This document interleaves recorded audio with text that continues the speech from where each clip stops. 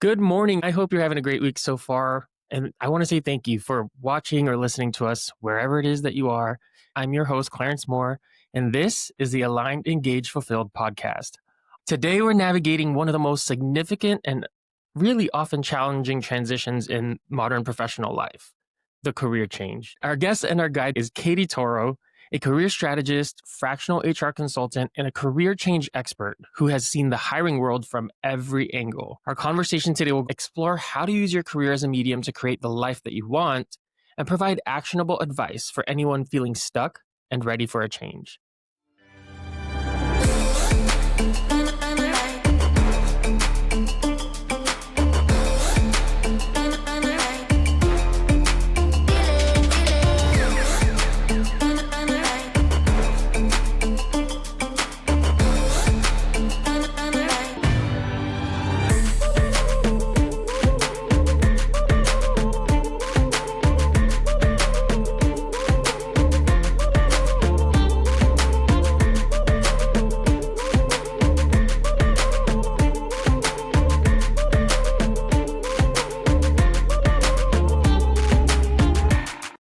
Okay, yeah. Well, I think that brings us to what I think is the key to being able to navigate and survive this whole process, which is strategy. Once a person has done that deep internal work on their identity, their values, their behaviors, they now have to re-enter what we've already established as a very tough job market.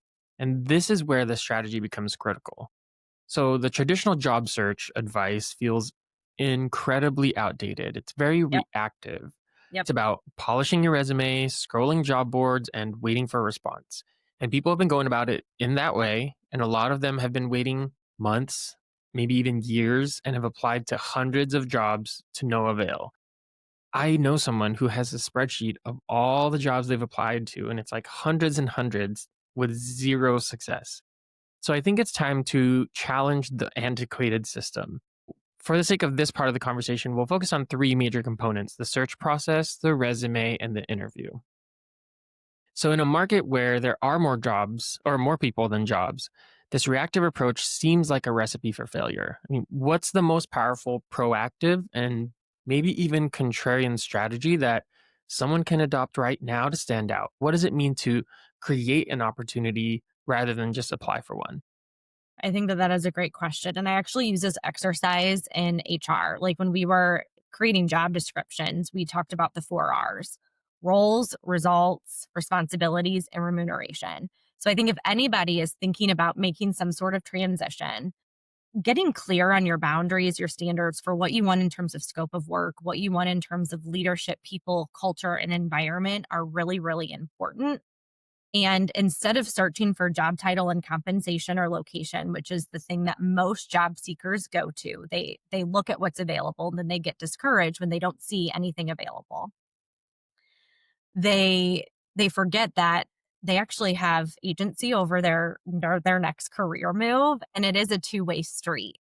And so the best thing that you can do is proactive and have real human conversation, especially if you are looking to do a change. Maybe you took there's a lot of people that will take these career personality tests and like finding the right career for them, which I think are helpful, but it often just causes more confusion, especially if it's like a complete 180 from what it is that they've done. And then then they get paralyzed and they don't do anything. So, but by having real conversations with people in roles that you think that you're interested in getting into, that's the key. Because you want to find advocates and you want to find individuals that can support you and advocate for you in these positions. So I think the first step is once you get clear, um, creating your own, like if you had to create a perfect job description, what would that be? Most people have that in mind, but they are terrified to admit it because they don't think that it exists because they haven't seen that it exists online.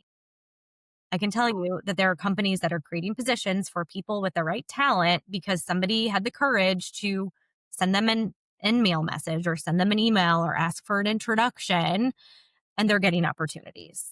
It's still happening. That's why I say you might not see it posted online, but I can guarantee you companies are still hiring. I mean, and I might be crazy, but I want to turn the whole thing on its head. Like, I I do think too. that I think that the biggest thing with the job market in 2025 and how we're gonna kinda get on the other side of it is for us to really take back our power in the whole process of it, right? And when I talk about creating opportunities, I think again, this we're in such a reactive uh world when it comes to, the world of work, that we need to flip it, be more proactive, and really start to create those opportunities for us. And what I mean by that is instead of sitting in front of a computer looking at job postings and sending your resume into the void and hoping you get something, pursuing the opportunity in the sense of go contact companies you want to work for and don't even look at the job description. Have the ability to say, this is where the company's at. This is what's happening with them. I want to work with you. Here's the value I can bring, and communicate that to somebody, right? We Yes. have so many tools right now with generative AI and what that has created in terms of systems like Apollo AI. We have Seamless. Like we have all these tools that allow us to get contact and information for virtually anybody in the world of work.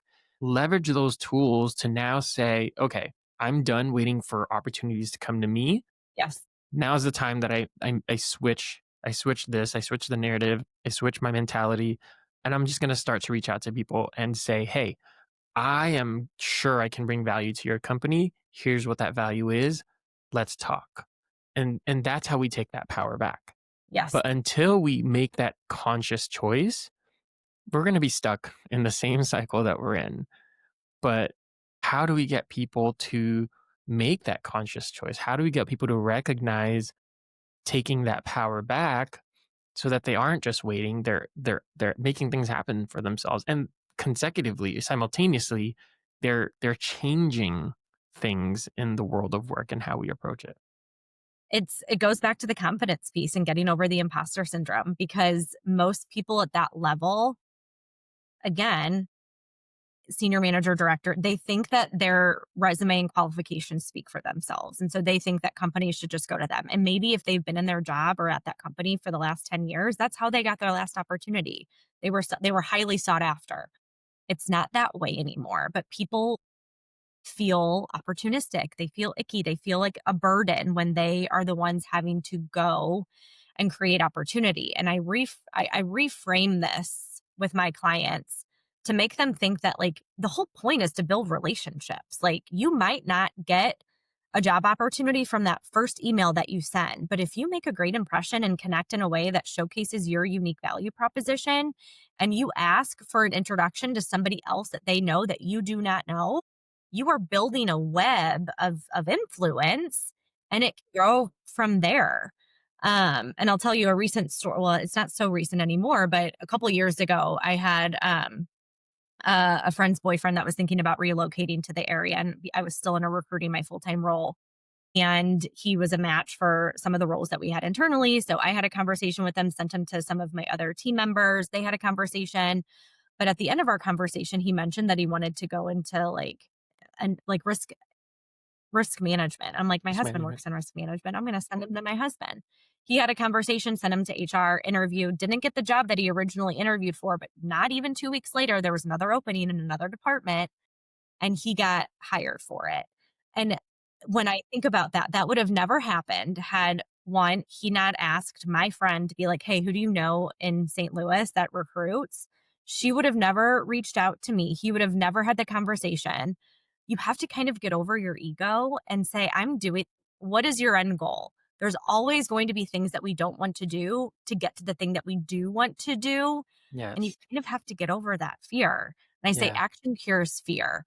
What most job seekers make the mistake of doing is that they're doing action that feels safe to them by looking online, seeing what's posted, and then applying because the rejection doesn't feel personal anymore because they just are rejected by an AI bot, or they never had a chance to talk about their experience. So it's like, okay, doesn't really matter, doesn't really bother me versus actually having a conversation with somebody and then them saying you're no longer the right fit.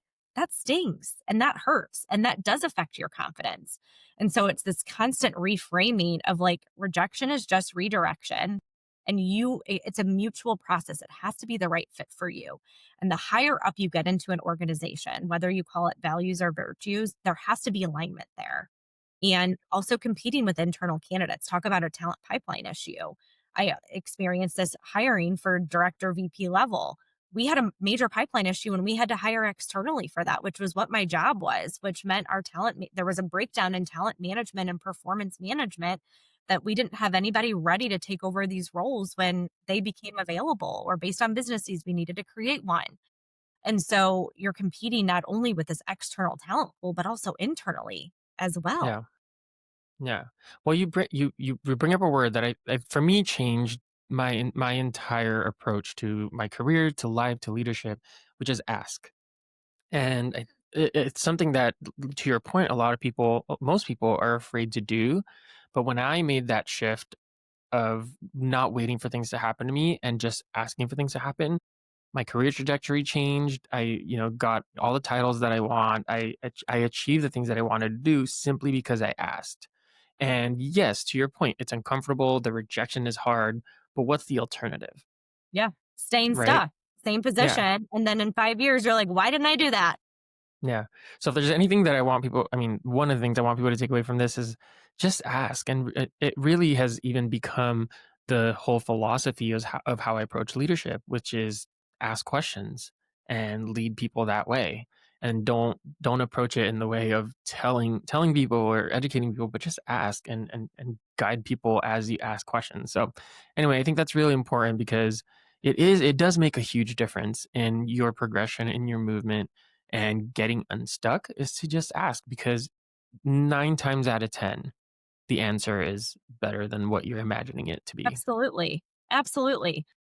I totally agree with that. And I have the saying, like, seek to understand, right? I think Stephen Covey talks about this in Seven Habits of Highly Successful People. But and that's true leadership. When you're not like assuming anything, you have the ability to ask questions. And when you ask yourself questions to get reconnected to that why, Yeah. you're able to Yes. move forward so much faster. So let's challenge something that's really sacred in the world of work: the resume.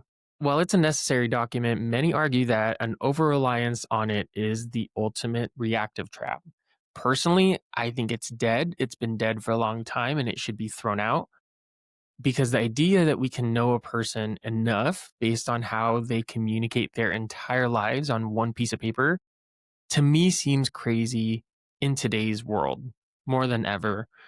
So, how do you coach your clients to build and showcase their value in a way that makes their resume more of a formality rather than the main event? Like, what does a proactive personal branding strategy look like in practice? Yeah, that's a great question. And I kind of have a similar belief, Clarence, of the resume. You're more than a piece of paper, right? We're Yeah. human. We're more than a piece of paper. And I can go in a whole other tangent about LinkedIn, but really, when people are searching you, and this is the thing that people don't necessarily understand, if they've been at a company for so long and haven't kept up with LinkedIn, they're now at a disadvantage in this job market, Yes. because employers want to see proof that you are well connected, that you are well networked, that you are a thought leader and authority in your space. And if you haven't been doing that, you're already at a disadvantage. And so the thing that I tell my clients is, your resume can be like, you can hire a resume writer and like pay $1,000 for it to be a perfect representation of what it is that you do. But if your, again, external personal brand doesn't reflect that, and then when you get into the interview, if you're not speaking the same way, there's a disconnect and people call BS. They Yeah. they Yeah. absolutely do.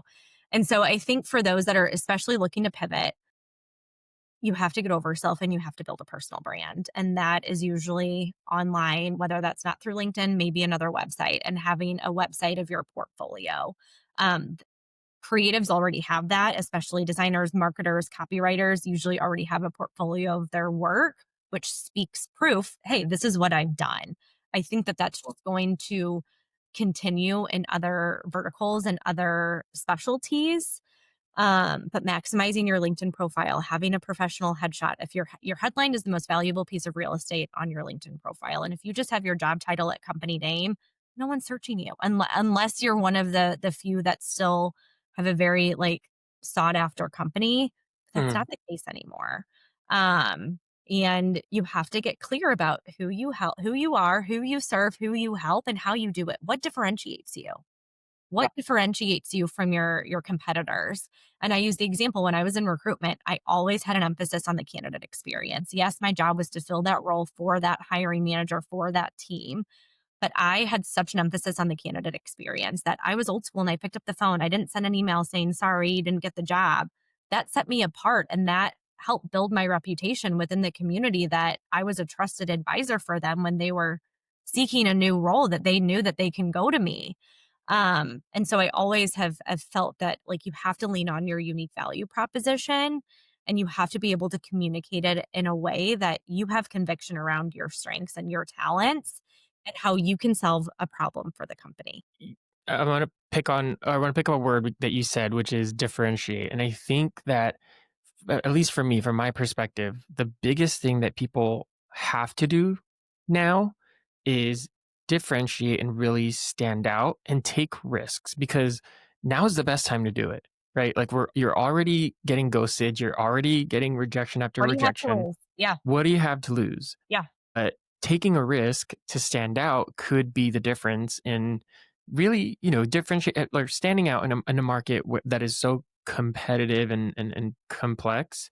And so for me, and I've said this to a few coaching clients, if I'm applying to a job at Nike, and this is, I saw this recently, Nike had posted a role, find the information for whoever's hiring, find out who's hiring for the role, get their contact information so that you don't have to go through the resume route and kind of be subject to ATS systems and things of that nature.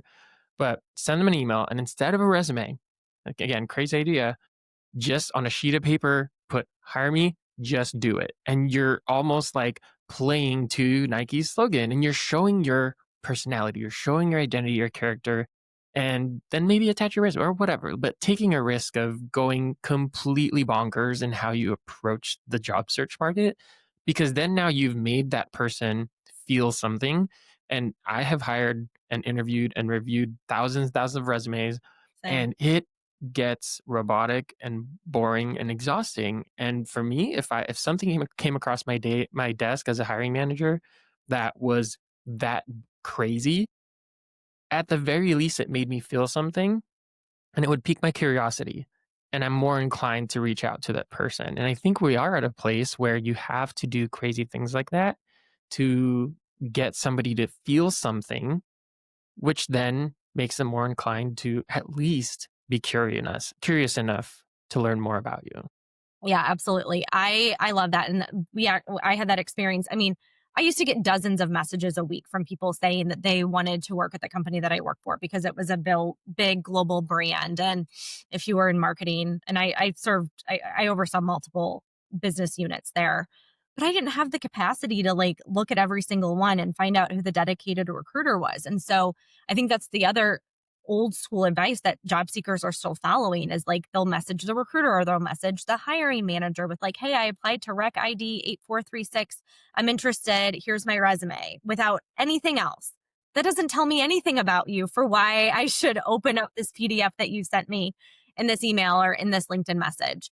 So I think the other thing that you can also do is showcase your personality. And there's these one-way interviews now, which I truly am not a fan of. But can you can you have an elevator pitch? Can you record yourself on Loom or Zoom or even just a regular video and attach it to a LinkedIn message or an email saying, "Hey, I'm Caty Toro and I'm interested in this role. Let me tell you a little bit about myself." That's going to get somebody's attention.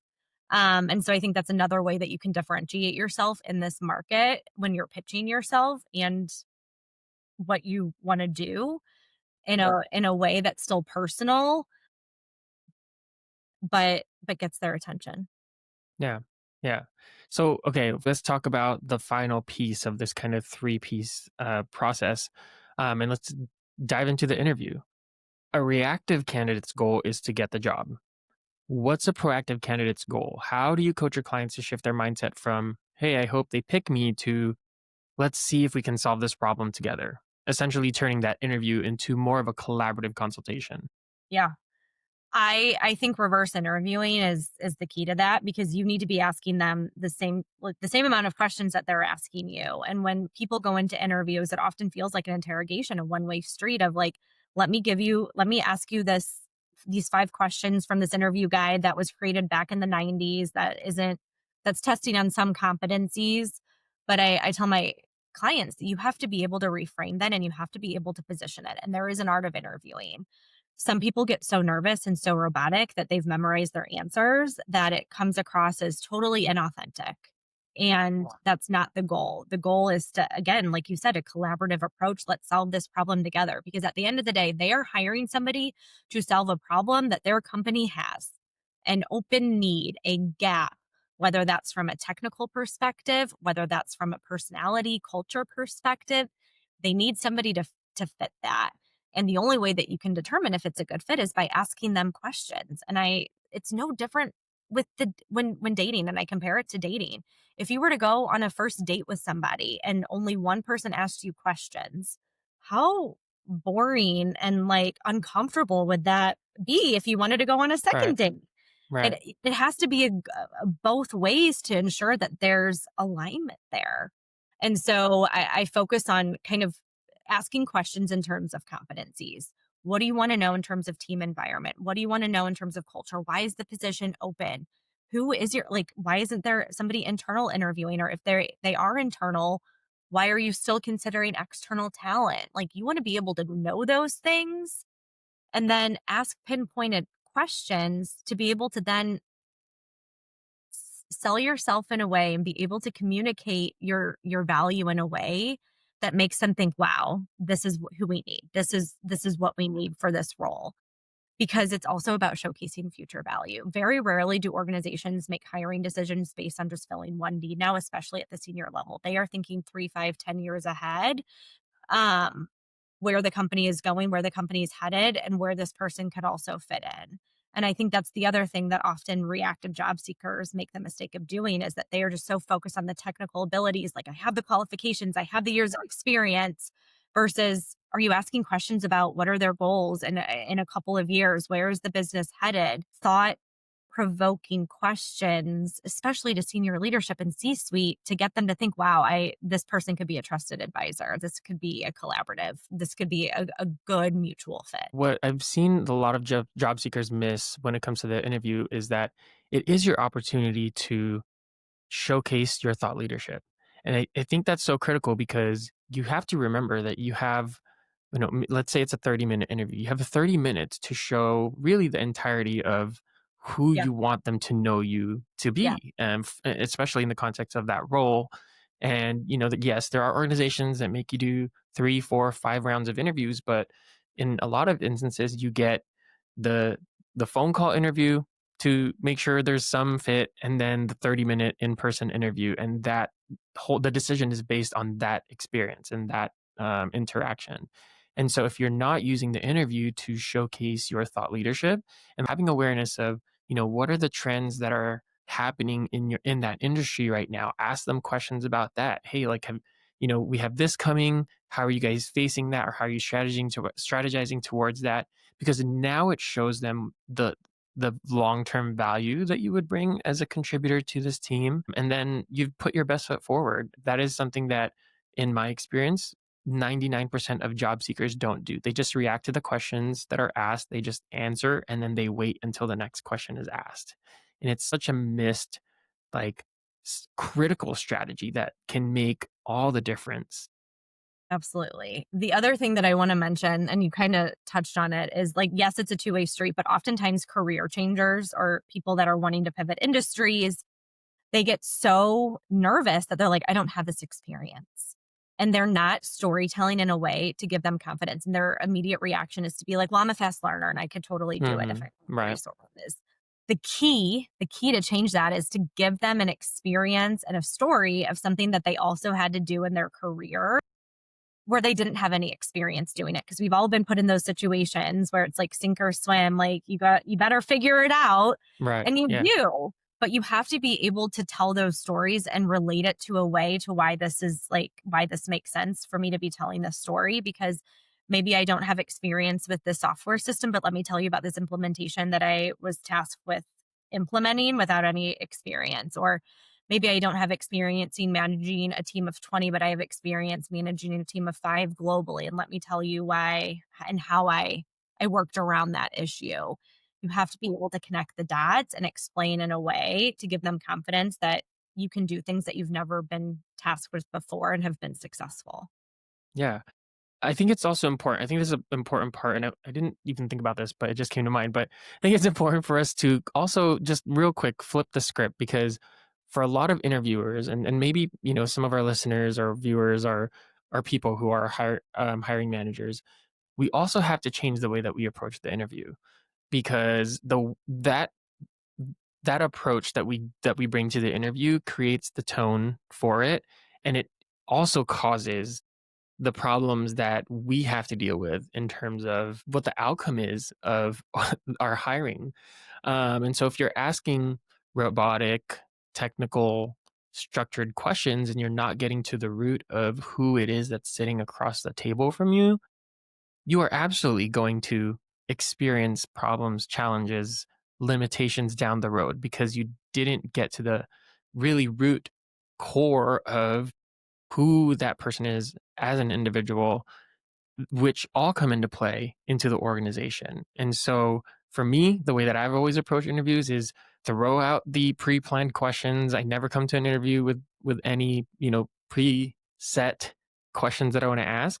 And I just have a conversation with the person because the technical things can be trained, right? Like that's what your SOPs are for. That's what all that is for. What you really have to understand is who is this person?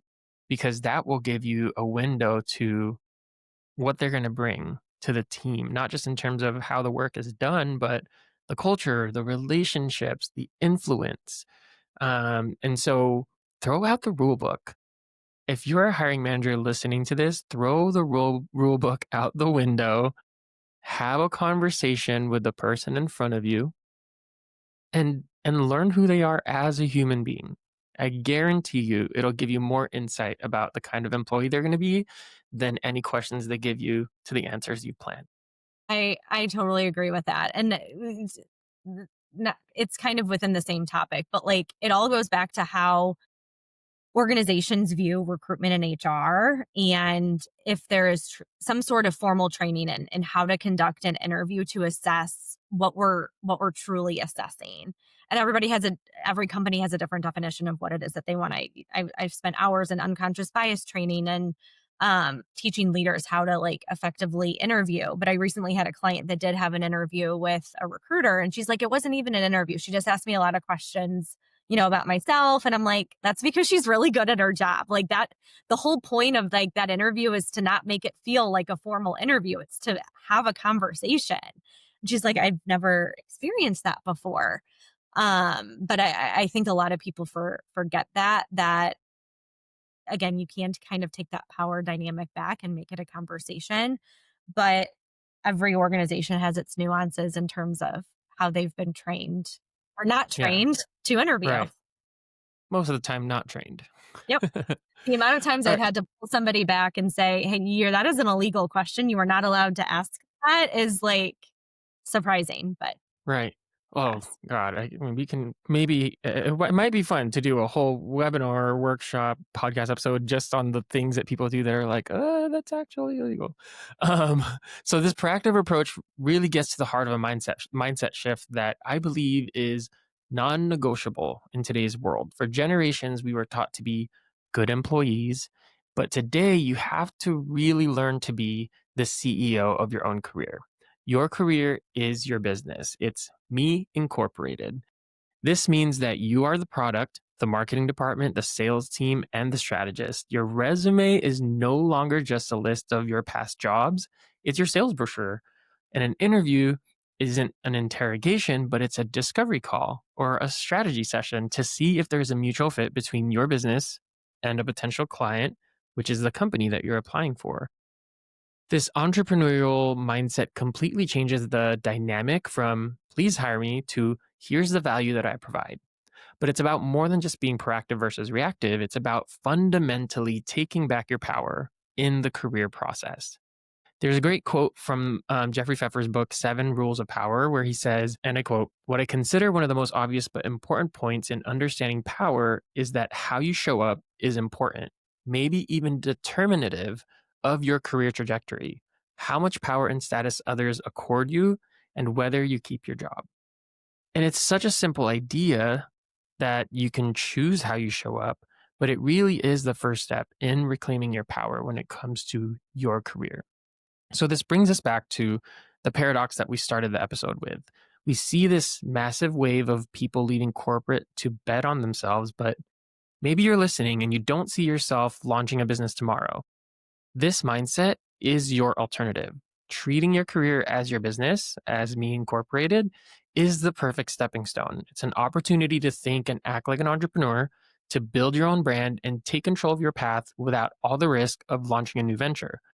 And if you start designing your career with this mindset, we guarantee that you will gain the necessary skills to transition into entrepreneurship down the road if you so choose. So, for the person listening right now, Caty, who feels stuck in their career that no longer fits their life and is now armed with this new me incorporated mindset, what is the single most important question they should ask themselves this week to gain the clarity that they need to move forward? What I think the one of the most important questions is what is serving me and what's no longer serving me. And I think because so often we're overconsumed, right? We are Yeah, overstimulated, and we have, especially if you're watching the news, if you're on social media, you see people talking bad about the job market. Then you have a career coach that's saying this, you have another career experts that's saying that, and they are so overwhelmed with information that they are just like paralyzed, and they're like, okay, I'm not doing anything.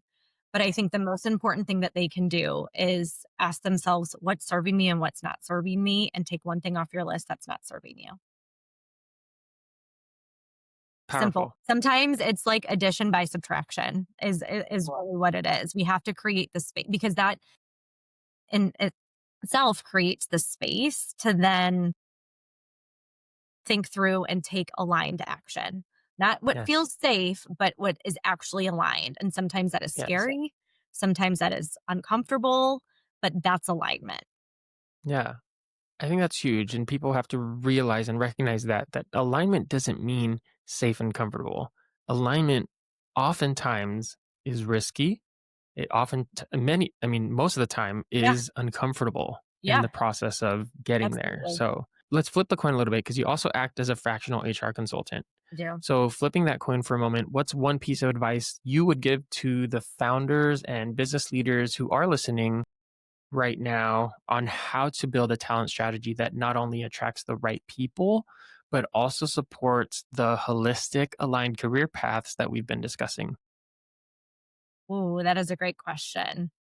I think what founders and leaders need to do in this job market is be transparent with the business needs, and be open-minded to have flexibility in how they hire talent.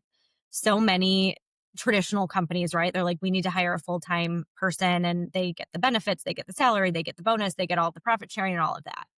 But maybe depending on what they're building, be fluid about it and be open-minded to hire more experts and specialists if you are in that startup phase, to get you to your goals. And that way then you eliminate that emotional attachment that keeps people stuck on Mm, both ends. Like, we didn't even get yes. into the golden handcuffs conversation and why people are staying because of health insurance and retirement, which is a basic human need that people need in this country. Yeah. But I think if anybody is starting a business and thinking about hiring talent, or maybe you are a smaller business, I would consider contract or fractional talent to bridge that gap of what it is that you need, because there's nothing worse than hiring a whole bunch of talented people only to have to lay them off because business didn't go as planned and you didn't sell as much as you anticipated, and this keeps it a good fit for both parties. Mm. My advice would be hit the reset button. Now's the time to do something crazy, hit the reset button, and just change the game. It's the perfect opportunity. This That's at least for me, the advice, that's a and it's scary again, and we're saying this, in the same way that we're saying to job seekers that they need to flip the script, take back power, reset. the same issue for businesses. If we're going to continue to allow ourselves to be stuck in the antiquated, traditional ways of doing things, people are going to continue to make this exodus out of corporate world. And I fully believe that like there is hope for the corporate environment and that whole workplace culture. I think there are great things about it that, at least for me and for people like you who have gone into self employment, like we've been able to develop the skills that we have, the tenacity that we have because of what we experienced in that corporate environment. And yes, there are toxic workplaces, but even those teach us something about ourselves. And so, I don't think that the corporate 9 to 5 necessarily has to die entirely. And I think that the only way that it doesn't is if business leaders realize that there has to be a reset that has to happen at some point if they haven't already done it. So I do want to ask you about the biggest disruptor in every industry right now, which is artificial intelligence. You hear a AI. lot of people talking about how AI is replacing jobs, but I'm more interested in how it's changing the very nature of career strategy. So, from your perspective, how should a professional who's contemplating a career change factor AI into their decision making? Does it make safe industries riskier? Does it create entirely new opportunities? And more importantly, what are the uniquely human skills like emotional intelligence, creativity, strategic thinking that now become even more valuable in a world increasingly powered by AI? That is such a loaded question, and it's something that I struggle with because AI is not going anywhere, and we have to be able to integrate it into our work lives and personal lives. 5 years ago, there wasn't a direct like most companies didn't have a director of AI, and it was all the buzzword was like DEI. Like that Oh, was gee, what yeah, every yeah. company was like going for. And now it's like AI. People didn't have that experience. So right now, so many people are just like self-teaching themselves this. So I do think that there is a massive opportunity if you are looking to get into change or tech, like now is the time to do that because everybody is being self-taught in some capacity. No one has a degree. Like there's not a lot of formal education programs to my knowledge that are like people are doing so I think now is the opportunity to do that. And I think if you're looking to leverage AI, remember that nothing can replace that human connection. Like nothing can replace that. I leverage AI. It's a tool that I utilize, but it's not perfect. There are things that I like prompt it with, and I'm like, that is not what I said. No, And like yeah, people are right. taking it for face value, like is a hundred Hmm. percent accurate. I have Right. heard horror stories of attorneys using this in like case law when it really wasn't case law. So you really have to be careful. And I think that comes down to an integrity thing of making sure what are your morals, what are your ethics around you just using it? How are you leveraging it as a tool, but it doesn't replace your thought, like your personal thought leadership. Um, and figuring out how to integrate it into your work life ethically. I think that's hopefully that answers your question. No, yeah. I mean, I think it's such a critical point, that people have to understand about it is that just because it's artificial intelligence, it doesn't mean that it's perfect. And don't fall into this kind of falsehood of that perfection notion when it comes to AI. But it does also lead me to something that I think is important for people to recognize when it comes to AI and the mindset around AI, because regardless of how you feel about it, this technological shift is here. It is happening right now. I mean, it's been happening for the last how many years, but there is so much fear and anxiety surrounding it. But I believe that we're framing the conversation incorrectly. In my view, the real power of AI lies not in what it does for us, but what it frees us to do. And I think that that's such a significant mindset for people to change and to shift because it really is a liberator of human potential. By automating the tactical, repetitive, and data heavy tasks, AI gives us back our most valuable resource, the time and the mental space to really double down on what is our uniquely human skills: strategic thinking, creative problem solving, and deep empathic connection. So, my challenge to everyone that is listening or watching this is stop asking what AI might take from your job. and really start asking what it's going to free you to do and bring to your career. So, finally looking ahead, Katie, I want to touch on a belief that you have that I find fascinating and I think speaks to the future of careers. You've said that portfolio careers are more stable than you think, and you introduced this at the beginning of the conversation. And portfolio careers directly challenges the traditional wisdom of finding one secure 9 to 5 job and climbing the ladder. So, can you unpack that for us? Is the future of work not about finding a new ladder, but about building a diversified, resilient portfolio of skills, experiences, and income streams? Well, I think that that also like that is a direct correlation in terms of what the AI conversation is doing. Because if it is going to be taking jobs away, how can we make sure that we are positioning ourselves that we can still provide value to a company, even if part of our job was taken away? And like you said, is the 9 to 5 going to go away forever? Will eventually go away? No, because it works for a lot. Some people thrive in their 9 to 5. They Yeah, like doing the exact same thing every single day. They like that stability, they like that structure, which is great. But the large majority of the population likes variety in their work. They like more autonomy. They don't like being micromanaged, but they also like stability. And I think if you are able to position your skills, if you have a couple years, like you don't even need a ton of years of experience working in the corporate world to be able to leverage what you have learned. It's positioning your value. It's communicating your value in a way that gives you creative agency over what it is that you're doing. Like I said, a lot of times these consultants, freelance contract are you're paid more of an hourly rate. So if your biggest concern is not having health insurance, but your rate is high enough to where you can get your own insurance plan to be self-insured, that makes a lot of sense. You can still contribute to a SEP IRA and have that grow in an account. There are so many workarounds that I don't think people traditionally think because they were just told to do it a certain way. And when yeah, you actually dive into it and think about the opportunities that you can pitch yourself to create for yourself, and also have this belief that it doesn't necessarily have to even be anything corporate. Like there are people that I know that are leaving the corporate world and going back to working at a restaurant because they don't want to sit in a computer. They are walking dogs and being a personal shopper and going to get a job at Costco. Like there are a lot of very successful people that have climb this corporate ladder traditionally and are now making this portfolio career work for them and they've never been happier.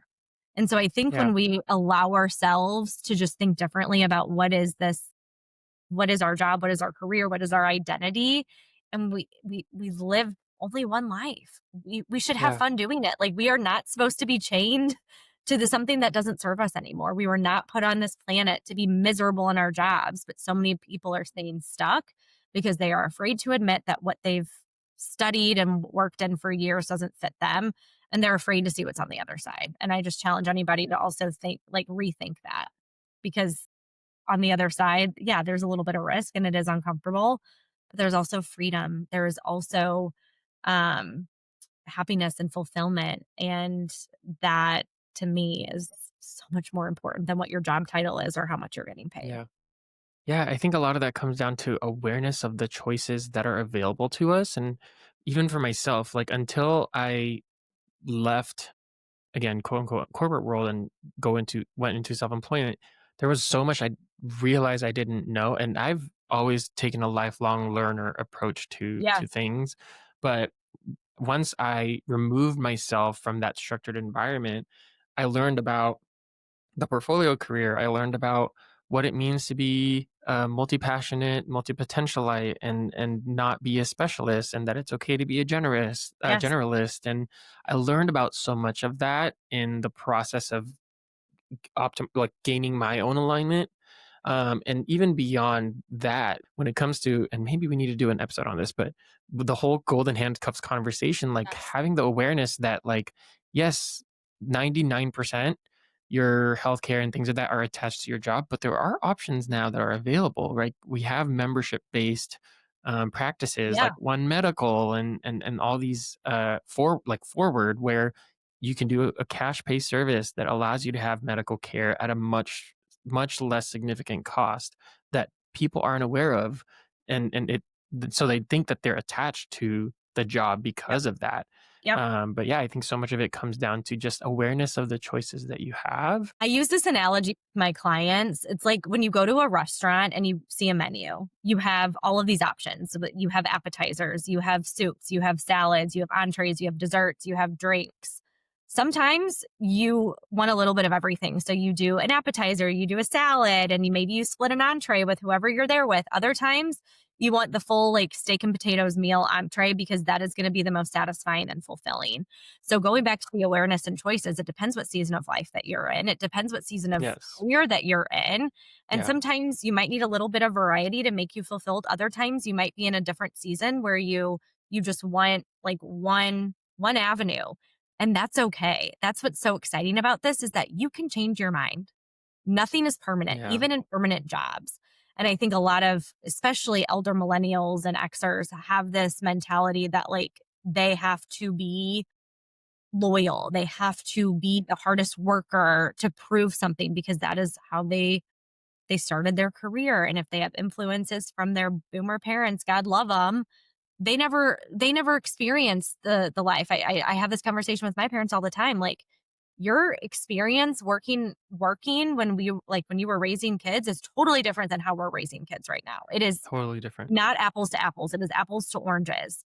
And so I think we just, again, it hasn't caught up. This traditional corporate life just hasn't caught up to everything else going on in life. And when you allow yourself, like, this doesn't have to be permanent. I can try this out. And God forbid it doesn't work out. You can go back. How Yeah. exciting is that? Yeah. Yeah, I would say it's apples to pineapples because it's it's a lot more jagged and ugly and it's a whole different color and it's different. Completely different. All right, Katie. Well, we're just about out of time. As always, I go over my time because there's just so much to talk about. So much to talk about. Um, there's so much to talk about. And when we talk about nuance, I think it's not an hour is not enough I to know. get into all the nuance of really what has to change. But people can always reach out to you. People can connect with you to learn more about, how to navigate this. So tell us, for those who are listening who might need help, how do they connect with you? What's the best way to get in touch with you? My social media handles is that career coach Katy, and I spell my name Caty for anybody that is listening. I'm on Instagram and TikTok and then LinkedIn. And you can also send me an email at Katy at CatyToroConsulting.com. Do you have anything else going on that you'd like to tell our listeners about? That is a loaded question. I'm in this like evolvement stage where I've been self-employed and primarily I do one-on-one coaching. I think the next step in my business avenue is to do more group coaching because I think that there is such people need community. And when you are experiencing this disruption, this crisis, having a community of people that are also experiencing this and lift people up is something that I am really wanting to offer to my client. So that's kind of the next building phase. So if you do decide to follow me on social media, make sure you're on my email list or see the announcements because I think that's what I'll be launching next. But I am available if anybody does need coaching. I do have some spots available throughout the rest of this year. So feel free to reach out. Perfect. And we will make sure to include all the links to Katie and her contact information in the show notes. So make sure to check that out. To our audience, thank you so much for joining us again today for this another insightful conversation. I feel like I use the word insightful a lot in all my episodes, but it truly is. But like I said in the beginning, we are building the future of work. So if you haven't already, please subscribe, follow, rate, review, and share the podcast and engage in our community to help us do exactly that because we want to make a wave. Myself, Katie, my previous guests, we all want to make a wave in changing what we've always known workplace culture to be. And we want it to be better. We want it to be more human centric, and we need your help to do that. Katie, this episode has been yet another gold mine, and I want to thank you for your time today. It's been such a pleasure to unpack this with you, and I look forward to doing it again because you can bet that I will bring you back for another episode to dive into even more fun things. Well, thank you so much for having me. This was such a pleasure. Great conversation.